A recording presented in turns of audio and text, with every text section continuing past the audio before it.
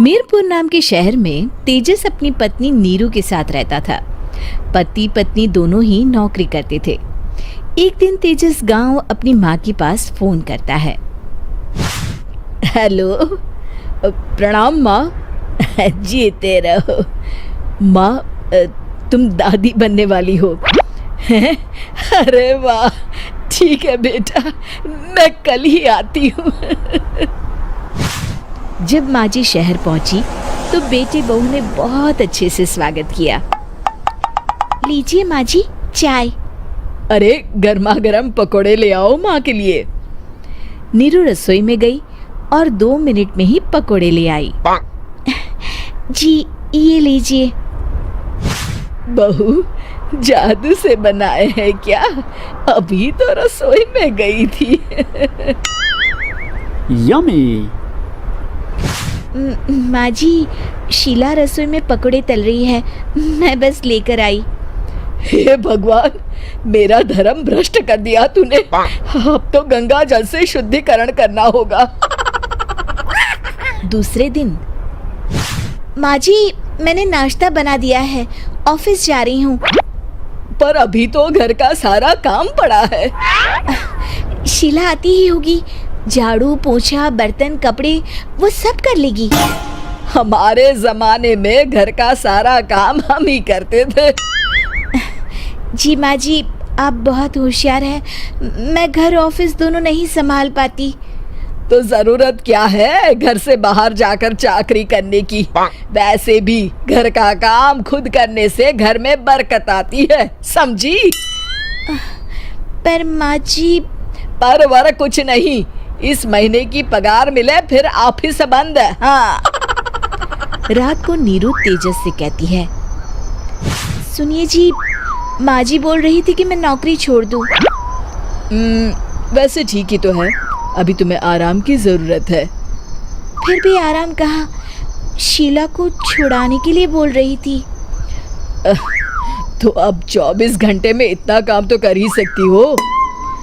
पर जॉब पसंद है मुझे, घर पर मन नहीं लगेगा। अगले दिन जब दोनों ऑफिस के लिए निकल रहे थे, मेरी तो कोई कीमत ही नहीं है इस घर में। माँ जी, आजकल महंगाई बहुत है, रहन सहन भी बदल गया है, दोनों नौकरी करते हैं तभी ठीक रहता है। अच्छा, तू कहना क्या चाहती है? मेरा बेटा तुझे बिठा के खिला नहीं सकता? तू ही इस घर का खर्च चला रही है, हैं? नहीं माँ जी, मेरा वो मतलब नहीं था। मतलब खूब समझती हूँ, ये बाल धूप में सफेद नहीं किए मैंने। हाँ। अब तो ये रोज का काम हो गया था। तेजस भी रोज की झिकझिक से परेशान हो गया था। एक दिन उसने कहा, नीरू, वैसे भी तुम्हें मैटरनिटी लीव मिलने वाली है, तो अभी से ही छुट्टी ले लो। पर क्या, मेरी सैलरी अच्छी खासी है। आखिर नीरू ने रिजाइन कर दिया। जब बच्चा हुआ तो घर में सब बहुत खुश हुए। कुछ दिनों बाद तेजस फाइल देख रहा था। क्या हुआ तेजस, कुछ परेशान लग रहे हो? हाँ, वो हमारी जितनी सेविंग्स थी वो तो हॉस्पिटल में और छठी के फंक्शन में खत्म हो गई है नीरू। और अभी वैसे मंदी चल रही है तो मैं बोल रही थी कल मुन्ना को हेपेटाइटिस का टीका लगवाना है। नीरू, क्या पोस्टपोन नहीं कर सकते? नहीं जी, बिल्कुल नहीं। अब तेजस को समझ में आ रहा था कि उससे गलती हुई है। पैसों की कमी का असर घर के माहौल पर भी पड़ रहा था। अगले दिन, बेटा मेरा चश्मा और ये दवाइयाँ ले आना, पर्चा देते हुए माँ जी ने कहा। जी।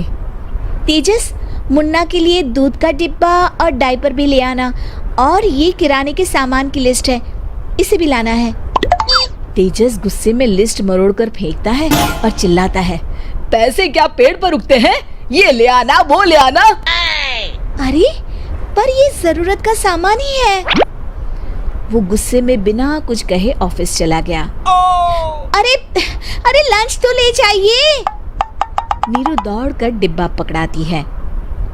एक दिन खाना खाने के बाद, नीरू,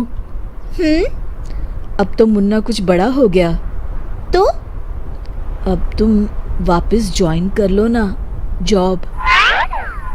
पर इस रिसेशन में जॉब मिलना बहुत मुश्किल है। ट्राई तो करो। फिर मुन्ना, माँ जी है ना, और एक फुल टाइम मेड भी लगा लेंगे। पर माँ जी, उन्हें तो पसंद नहीं। तभी माँ जी वहाँ आ जाती है और प्यार से नीरू के सर पर हाथ फेरते हुए बोलती है, अब मेरी समझ में आ गया बहू, पहले के और अब के समय में अंतर है। तुम काम शुरू करो, मुन्ना की जिम्मेदारी मेरी। मेरी प्यारी माँ जी। ये कहकर नीरू उनके गले लग गई। शिक्षा, परिवर्तन संसार का नियम है, हमें भी समय के साथ चलना चाहिए। उम्मीद है कि आपको हमारी ये कहानी पसंद आई होगी।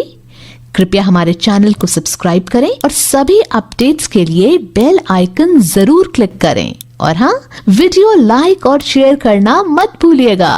Bye bye.